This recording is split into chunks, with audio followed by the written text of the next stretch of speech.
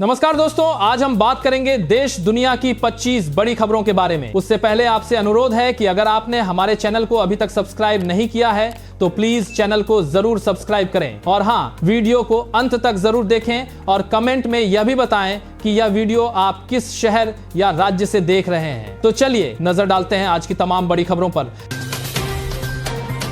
सड़क हादसों में जान बचाने वालों को मिलेगी 25,000 रुपए की प्रोत्साहन राशि। केंद्रीय मंत्री नितिन गडकरी ने सड़क हादसों में घायलों की मदद को बढ़ावा देने के लिए राहगीर योजना शुरू की है। हादसे में घायल को अस्पताल पहुंचाने वाले नागरिक को 25,000 रुपए नकद इनाम, सम्मान पत्र और कानूनी सुरक्षा मिलेगी। घायल के पहले 7 दिन के इलाज का खर्च सरकार उठाएगी। योजना का उद्देश्य समय पर इलाज से जान बचाना है। 2026 के लिए बाबा वेंगा की भविष्यवाणी सामने आई है। उनके मुताबिक अगले साल एक बड़ा युद्ध शुरू हो सकता है। आर्टिफिशियल इंटेलिजेंस तकनीक इंसानों के कंट्रोल से बाहर हो जाएगी और इंसान पहली बार धरती के बाहर के जीवों यानी एलियंस के संपर्क में आ सकते हैं। प्राकृतिक आपदाएं आएंगी और एक बड़ा अंतरिक्ष यान धरती पर आ सकता है। दिल्ली सरकार का बड़ा फैसला, सरकारी स्कूलों में लगाए जाएंगे एयर प्यूरीफायर। दिल्ली के शिक्षा मंत्री आशीष सूद ने कहा है कि दिल्ली के सरकारी स्कूलों में जल्द 10,000 एयर प्यूरीफायर लगाए जाएंगे। अगले चरण में सरकारी स्कूलों के सभी क्लासरूम में एयर प्यूरीफायर लगाए जाएंगे। वहीं प्रदूषण नियंत्रण संबंधी प्रतिबंध लागू होने के 24 घंटों में दिल्ली में 61,000 से अधिक पॉल्यूशन अंडर कंट्रोल सर्टिफिकेट जारी किए गए हैं। डायरेक्ट टैक्स से 8% बढ़ी सरकार की कमाई। सरकारी आंकड़ों के अनुसार 1 अप्रैल से 17 दिसंबर तक कंपनियों और करदाताओं से मिलने वाले नेट डायरेक्ट टैक्स कलेक्शन में सालाना आधार पर 8% की बढ़ोतरी हुई है और यह 17.5 लाख करोड़ रुपए रहा। पिछले साल इसी अवधि में यह 15.78 लाख करोड़ रुपए था। इसमें सबसे बड़ा योगदान कॉर्पोरेट टैक्स का रहा, जबकि non corporate tax 8.46 lakh crore रुपए रहा। चीन ने वर्ल्ड ट्रेड ऑर्गेनाइजेशन में भारत के खिलाफ शिकायत दर्ज कराई है। चीन का आरोप है कि information and communications technology products पर भारतीय टैरिफ और सोलर सब्सिडी घरेलू उद्योगों को अनुचित फायदा देती हैं और WTO नियमों का उल्लंघन करती हैं। चीन की कॉमर्स मिनिस्ट्री ने भारत से सुधारात्मक कदम उठाने की मांग की है। यूपी में जल्द अपना पहला न्यूक्लियर प्रोजेक्ट लॉन्च कर सकता है अदानी ग्रुप उत्तर प्रदेश में अपना पहला न्यूक्लियर पावर प्रोजेक्ट लॉन्च करने की तैयारी कर रहा है। इस योजना के तहत 200 मेगावाट के 8 रिएक्टर लगाए जाएंगे, यानी इसकी क्षमता 1600 मेगावाट होगी। हाल ही में संसद ने शांति बिल पास किया था, जिसके जरिए पहली बार न्यूक्लियर पावर सेक्टर में प्राइवेट कंपनियों की भागीदारी का रास्ता खुला है। SIR के बाद ड्राफ्ट सूची हुई जारी। चुनाव आयोग ने तमिलनाडु और गुजरात की SIR की ड्राफ्ट वोटर लिस्ट जारी की है। इस प्रक्रिया के बाद तमिलनाडु की वोटर लिस्ट से 97 लाख से ज्यादा नाम और गुजरात की वोटर लिस्ट से 73 लाख से ज्यादा नाम हटा दिए गए हैं। नई मतदाता सूची में तमिलनाडु के 5.43 करोड़ जबकि गुजरात के 4.34 करोड़ वोटर शामिल हैं। भारत ने T20 विश्व कप 2026 के लिए टीम का किया ऐलान। BCCI ने T20 विश्व कप 2026 के लिए 15 सदस्यीय भारतीय टीम की घोषणा कर दी है। सूर्य कुमार यादव टीम के कप्तान होंगे, जबकि अक्षर पटेल को उप कप्तान बनाया गया है। संजू सैमसन और ईशान किशन 2 विकेट कीपर हैं। दक्षिण अफ्रीका के खिलाफ T20 सीरीज में उप कप्तान रहे शुभमन गिल को टीम से बाहर कर दिया गया है।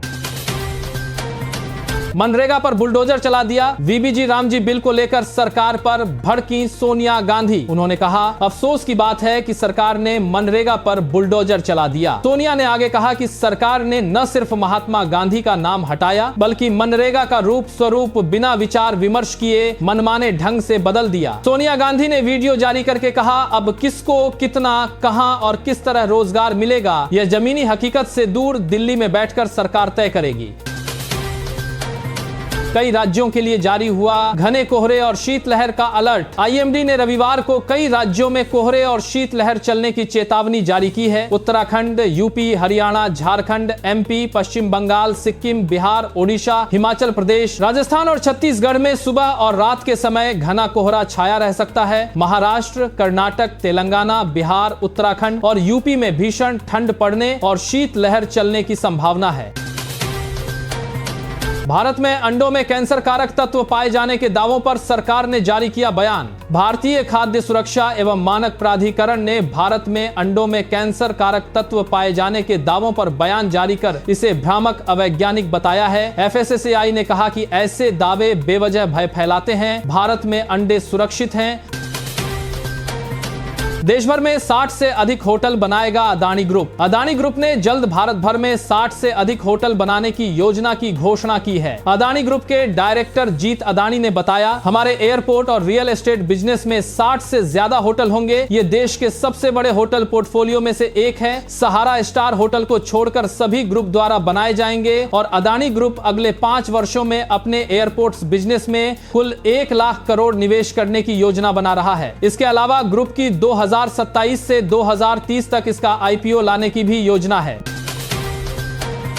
गुवाहाटी एयरपोर्ट पर बना दुनिया का सबसे रोमांचक नेचर थीम वाला टर्मिनल। गुवाहाटी के गोपीनाथ बोरदोलोई अंतर्राष्ट्रीय हवाई अड्डे पर बैम्बू ऑर्किड्स थीम वाला भारत का पहला नेचर थीम टर्मिनल शुरू हुआ। प्रधानमंत्री नरेंद्र मोदी ने इसका उद्घाटन किया। बांस, कोपो फूल और जैव विविधता से प्रेरित यह टर्मिनल सालाना 1 करोड़ 30 लाख यात्रियों को सुविधा देगा और असम के पर्यटन और विकास को बढ़ावा देगा। नया टर्मिनल अत्याधुनिक तकनीक से भी लैस है। भारत ने अंडर 19 एशिया कप के सेमीफाइनल में श्रीलंका को 8 विकेट से हराकर फाइनल में जगह बना ली है। भारत ने 139 रनों के लक्ष्य का पीछा करते हुए 12 गेंद रहते जीत हासिल कर ली। भारत के 2 खिलाड़ियों ने अर्धशतक झड़ा। अब भारत और पाकिस्तान के बीच रविवार को फाइनल मुकाबला खेला जाएगा। भारत की टीम ने 167 देशों को पछाड़कर जीता नासा 2025 का स्पेस एप्स चैलेंज। अंतरिक्ष एजेंसी नासा के 2025 इंटरनेशनल स्पेस एप्स चैलेंज में भारत की फोटोनिक्स ओडिसी टीम ने ग्लोबल विजेता का पुरस्कार जीता है। टीम ने दूरस्थ क्षेत्रों में ब्रॉडबैंड कनेक्टिविटी बढ़ाने के लिए चरणबद्ध सैटेलाइट इंटरनेट इंफ्रास्ट्रक्चर का प्रस्ताव रखा था। नासा के मुताबिक इस स्पेस एप्स चैलेंज में 167 देशों से 1.14 लाख से अधिक प्रतिभागियों ने हिस्सा लिया था। भारत में 2025 में हुए 26.5 करोड़ से अधिक साइबर हमले। रिपोर्ट के मुताबिक 2025 में भारत में 26.5 करोड़ से अधिक साइबर हमले दर्ज किए गए, जिसमें यूजर्स के डेटा की चोरी, सिस्टम हैक और डिजिटल फ्रॉड शामिल है। हमलों में सबसे बड़ा उछाल ऑपरेशन सिंदूर के ठीक बाद आया, जिसमें पाकिस्तानी हैकर्स ने कथित तौर पर भारतीय सिस्टम्स पर 15 लाख हमले किए। पूर्व पाक पीएम इमरान खान और उनकी पत्नी को भ्रष्टाचार मामले में हुई 17 साल जेल की सजा। पाकिस्तानी मीडिया रिपोर्ट्स के मुताबिक पाकिस्तान की एक अदालत ने शनिवार को तोशाखाना 2 मामले में पूर्व प्रधानमंत्री इमरान खान और उनकी पत्नी बुशरा बीबी को 17 साल जेल की सजा सुनाई। यह मामला एक आधिकारिक दौरे के दौरान सऊदी क्राउन प्रिंस द्वारा इमरान को गिफ्ट किए गए महंगे बुल्गारी ज्वेलरी सेट को बहुत कम कीमत पर खरीदने से जुड़ा है।